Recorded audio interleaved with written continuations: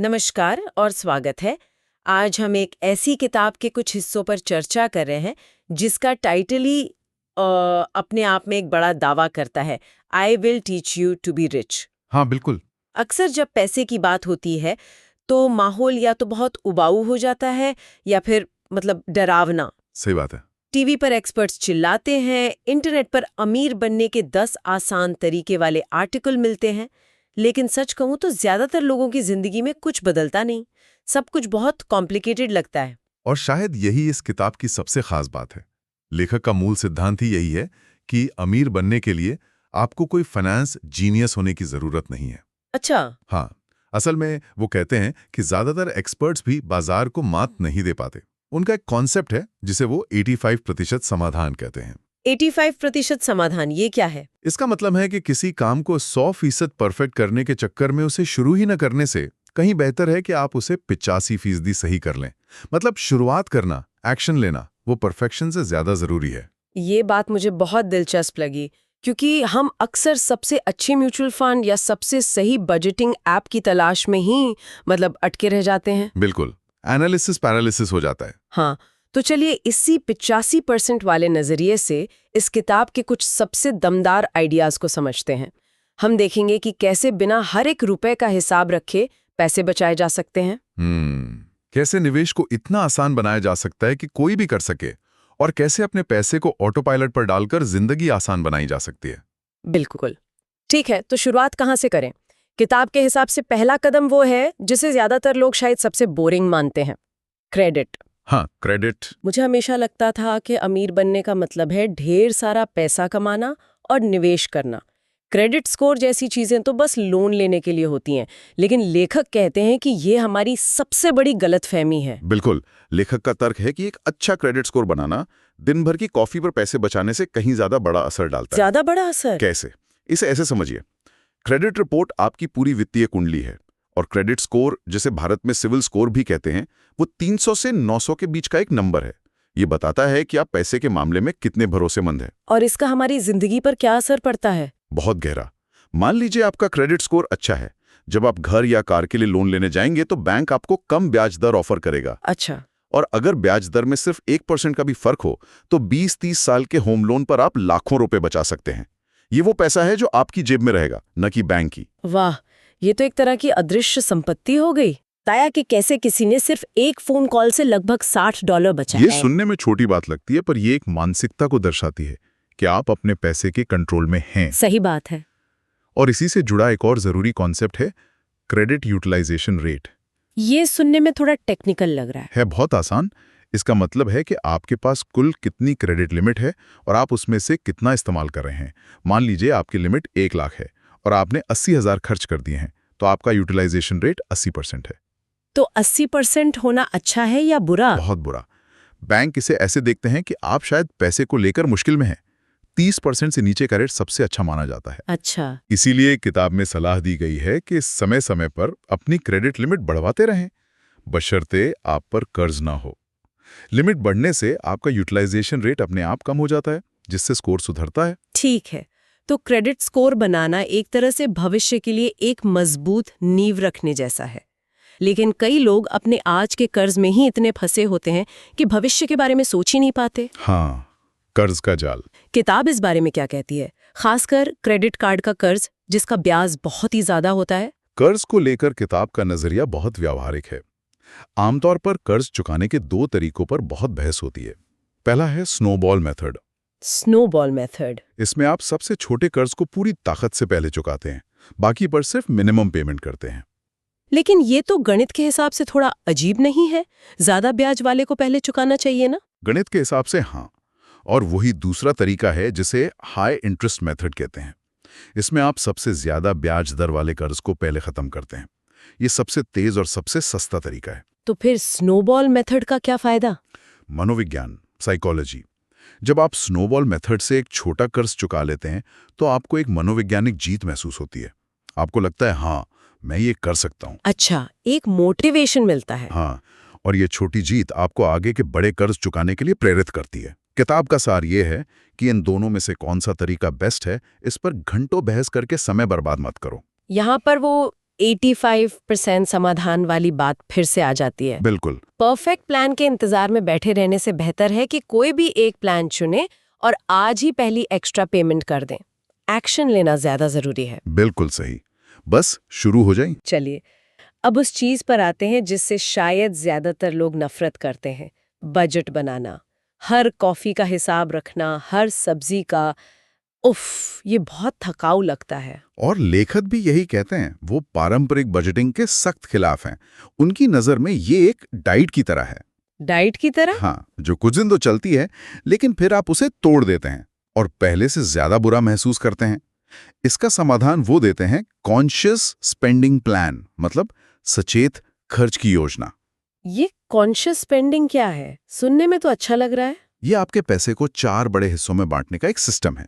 आपको हर छोटी चीज को ट्रैक नहीं करना है, बस इन 4 श्रेणियों पर ध्यान देना है। कौन सी 4? पहला, निश्चित खर्च। किराया, लोन, बिल, ये आपकी सैलरी का लगभग 50-60%। दूसरा, निवेश, रिटायरमेंट के लिए, लॉन्ग टर्म ग्रोथ के लिए, ये कम से कम 10%। ठीक है। तीसरा, बचत, छुट्टियों, शादी या घर के डाउन पेमेंट जैसे शॉर्ट टर्म लक्ष्यों के लिए, ये 5-10%। और चौथा, गिल्ट फ्री खर्च। बिल्कुल, बाकी जो बचा लगभग 20-35%, वो आपका है। इसे आप बाहर खाने, शॉपिंग करने, घूमने फिरने, किसी भी चीज पर खर्च कर सकते हैं बिना किसी अपराध बोध के। ये गिल्ट फ्री खर्च वाला आइडिया सुनने में तो बहुत अच्छा लगता है, लेकिन क्या ये असलियत में काम करता है? ये एक बहुत अच्छा सवाल है। यहाँ पर सिस्टम का क्रम बहुत महत्वपूर्ण है। गिल्ट फ्री पैसा वो है जो आपके निश्चित खर्च, निवेश और बचत के बाद बचता है। अच्छा, मतलब पहले निवेश और बचत, फिर खर्च। एग्जैक्टली। आप पहले अपनी सैलरी से भविष्य के लिए पैसे अलग करते हैं, फिर बिल चुकाते हैं। इसके बाद जो पैसा आपके अकाउंट में बचा है, वो पूरी तरह से आपका है। किताब में एक दोस्त का बहुत मजेदार उदाहरण है।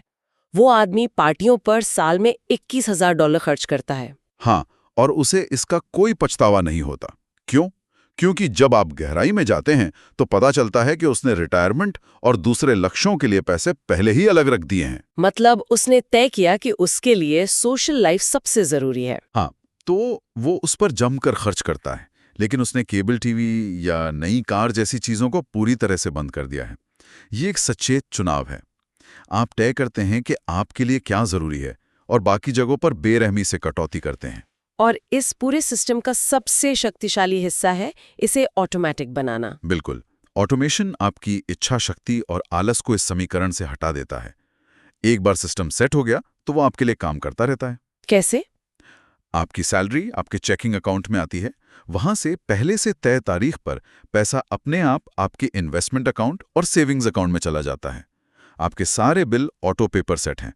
महीने के अंत में आपके क्रेडिट कार्ड का पूरा बिल भी अपने आप चुका दिया जाता है। इसका मतलब है कि एक बार कुछ घंटों की मेहनत करके ये सिस्टम सेट कर दिया तो फिर आपको महीने में शायद सिर्फ 1 घंटा ही अपने फाइनेंस को देखना पड़ेगा, बाकी सब ऑटो पायलट पर है। सही कहा। ये सच में जिंदगी बदलने वाला आइडिया है। ठीक है, तो हमने क्रेडिट ठीक कर लिया, कर्ज चुकाने का प्लान बना लिया और खर्च का सिस्टम भी ऑटोमेटिक कर दिया।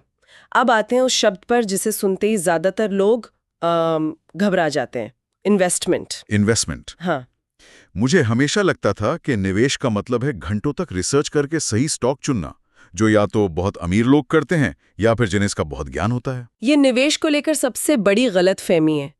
किताब इस बात पर बहुत जोर देती है कि निवेश का मतलब स्टॉक चुनना नहीं है। नहीं है। नहीं, असल में रिसर्च बताती है कि आपका 90% से ज्यादा रिटर्न इस बात पर निर्भर नहीं करता कि आपने कौन सा चमत्कारी स्टॉक चुना है। तो फिर किस बात पर निर्भर करता है? ये निर्भर करता है आपके एसेट एलोकेशन पर। एसेट एलोकेशन यानी आपने अपना पैसा अलग अलग तरह की संपत्तियों जैसे स्टॉक्स, बॉन्ड्स, रियल एस्टेट में किस अनुपात में बांटा है।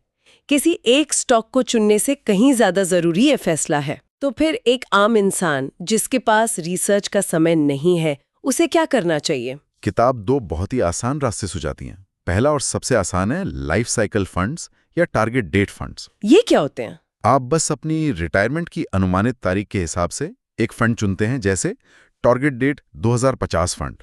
तो ये फंड एक तरह की ऑटोमेटिक कार जैसा है जो आपकी उम्र के हिसाब से खुद ही गियर बदलता रहता है। ये बहुत अच्छी एनालॉजी है, बिल्कुल यही करता है। जब आप जवान होते हैं तो ये फंड आपका ज्यादातर पैसा स्टॉक्स में लगाता है। जैसे जैसे आप रिटायरमेंट के करीब आते हैं, ये अपने आप आपका पैसा स्टॉक से निकालकर ज्यादा सुरक्षित बॉन्ड्स में शिफ्ट करता जाता है। ये तो set it and forget it वाला विकल्प हो गया। बिल्कुल, उन लोगों के लिए बिल्कुल सही जो ज्यादा सोचना नहीं चाहते। और दूसरा विकल्प क्या है? दूसरा विकल्प है इंडेक्स फंड्स। ये ऐसे म्यूचुअल फंड हैं जो किसी खास स्टॉक को चुनने की कोशिश नहीं करते हैं, बल्कि पूरे बाजार की नकल करते हैं। जैसे एक निफ्टी 50 इंडेक्स फंड भारत की टॉप 50 कंपनियों में पैसा लगा देगा। तो इसका क्या फायदा है? सबसे बड़ा फायदा है इसकी फीस। क्योंकि कोई मैनेजर सक्रिय रूप से स्टॉक नहीं चुन रहा है, इनकी मैनेजमेंट फीस बहुत ही कम होती है। अच्छा। और लंबे समय में ये कम फीस वाले फंड्स ज्यादातर विशेषज्ञों द्वारा मैनेज किए जाने वाले महंगे फंड से बेहतर प्रदर्शन करते हैं। यहां तक कि वॉरेन बफेट ने भी कई बार कहा है कि ज्यादातर लोगों के लिए इंडेक्स फंड में निवेश करना सबसे अच्छी रणनीति है। ये तो बहुत बड़ी बात है। यानी हमें बाजार को हराने की कोशिश ही नहीं करनी है, बस बाजार के साथ साथ चलना है। बिल्कुल, और अपने निवेश को अलग अलग जगहों पर फैलाना है, जिसे डाइवर्सिफिकेशन कहते हैं। आपको अपने सारे अंडे एक टोकरी में नहीं रखने हैं। तो अगर हम सारी बातों को समेटें, तो आज की चर्चा का सार ये है कि पर्सनल फाइनेंस को रॉकेट साइंस बनाने की जरूरत नहीं है। नहीं है, बिल्कुल नहीं। वो 85% वाला नियम यहाँ भी लागू होता है। परफेक्ट निवेश का इंतजार करने से बेहतर है कि आज ही एक साधारण इंडेक्स फंड में एक छोटी SIP शुरू कर दी जाए। हाँ, और अपने खर्च को लेकर सचेत रहें, लेकिन खुद पर सख्ती ना करें। उन चीजों पर पैसा खर्च करने की आजादी दें जो आपको सच में खुशी देती हैं, बशर्ते आपने अपने भविष्य के लिए बचत और निवेश पहले कर लिया हो। ये अपराध बोध से आजादी है। और शायद सबसे बड़ा टेक अवे है ऑटोमेशन की ताकत। अपने सिस्टम को ऑटोमेटिक बनाएं। सही कहा। ऑटोमेशन आपको आपकी सबसे बड़ी वित्तीय दुश्मन यानी खुद से बचाता है। ये आपको आलस, टालमटोल और इमोशनल फैसलों से बचाता है। एक बार सिस्टम सेट हो जाए तो वो आपके लिए लगातार काम करता रहता है। बिल्कुल। अंत में एक सवाल के साथ छोड़ जाते हैं।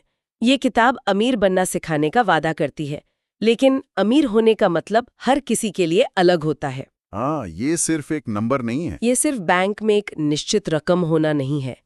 ये आज़ादी है, ये विकल्प हैं, ये अपनी शर्तों पर जीवन जीने की क्षमता है।